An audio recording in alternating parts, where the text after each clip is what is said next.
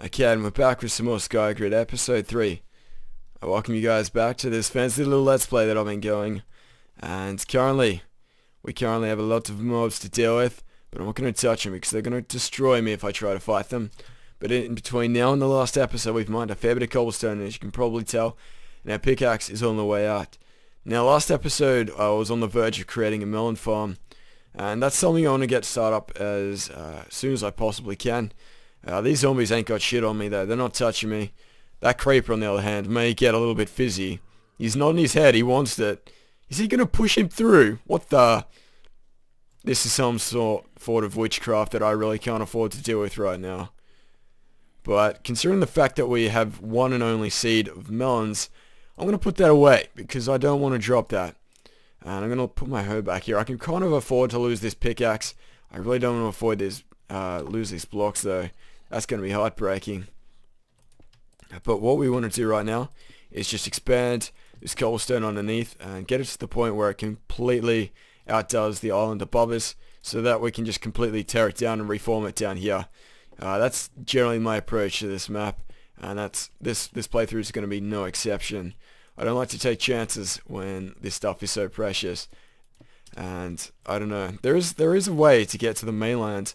I do believe it takes about a few thousand blocks to kind of get there, but there is definitely the chance of you getting to the mainland and getting everything. But we're not going to be doing that in this playthrough, unless I get really keen on doing it at the end, which I don't think I will.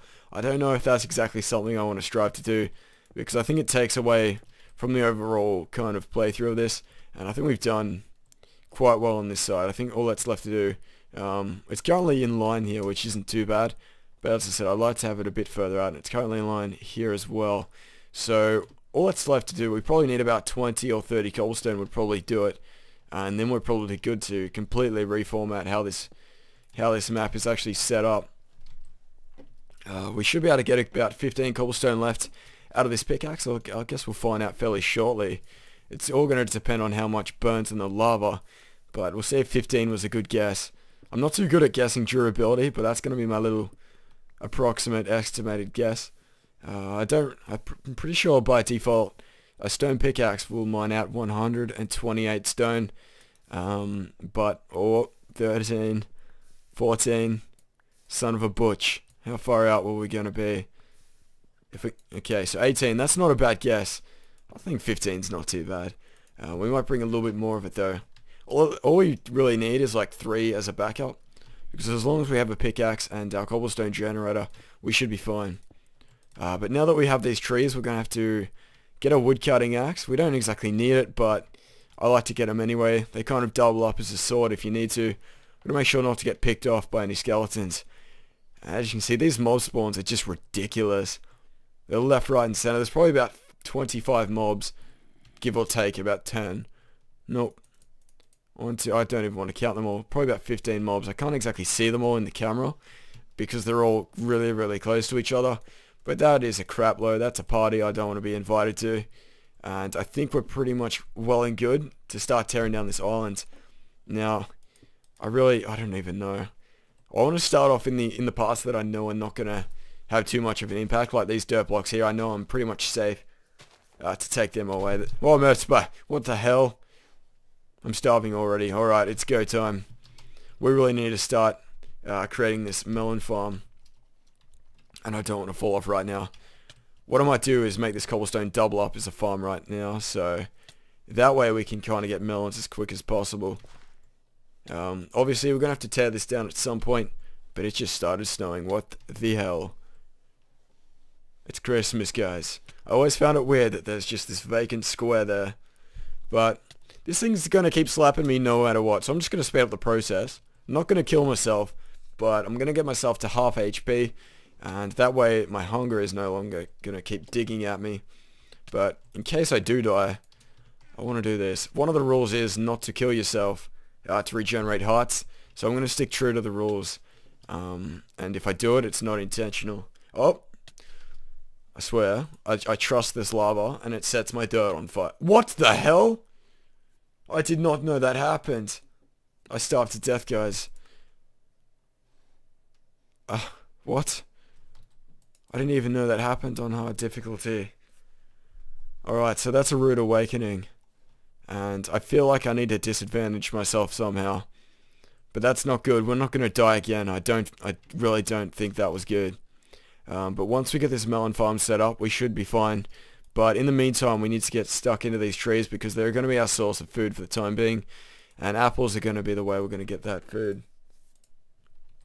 Now, the issue with apples is they're not very common in trees. I think it's about a 1 in 200 chance out of getting an apple out of a leaf block, which isn't good, let's be honest. But if we can just get a couple of them, I'll be happy. I'm not too sure if there's an achievement to do with apples. But we definitely want to get them anyway until we can afford melons. I'm not too sure if we can get wheat in this, but I'm pretty sure if we get to the nether, we'll soon find that out. And we're going to do the nether as soon as we can. I want to make sure to get in there and kind of get everything stationed as fast as I possibly can to try and kind of speed it along and make sure I can do this as quick as possible without trying to bum around and do silly stuff the whole time. But I'm going to have to get up into this tree. But I don't exactly know how I'm going to get up there. I don't exactly want to like pillar up with blocks because I don't want to waste down here. I guess I can use some of this wood here. Let's go harvest chest. You take half, I'll take half. A deal's a deal. But we might stick some more of this in the furnace and split that up. And then we should be good. Now, I don't want to use obviously the logs just by themselves. Be a bit of a waste.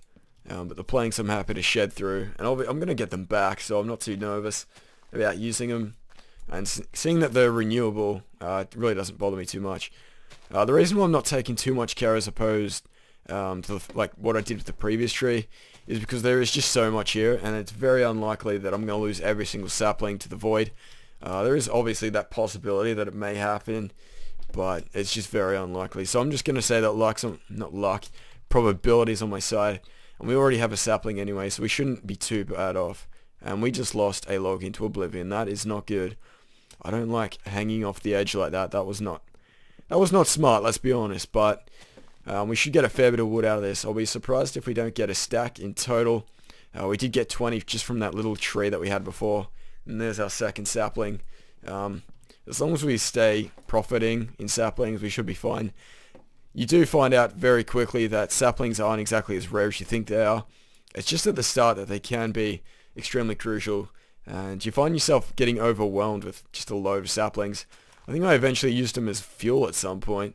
I don't know if I'm going to get that balling in saplings, but it'll be nice because it's nice not to worry about having a wood source.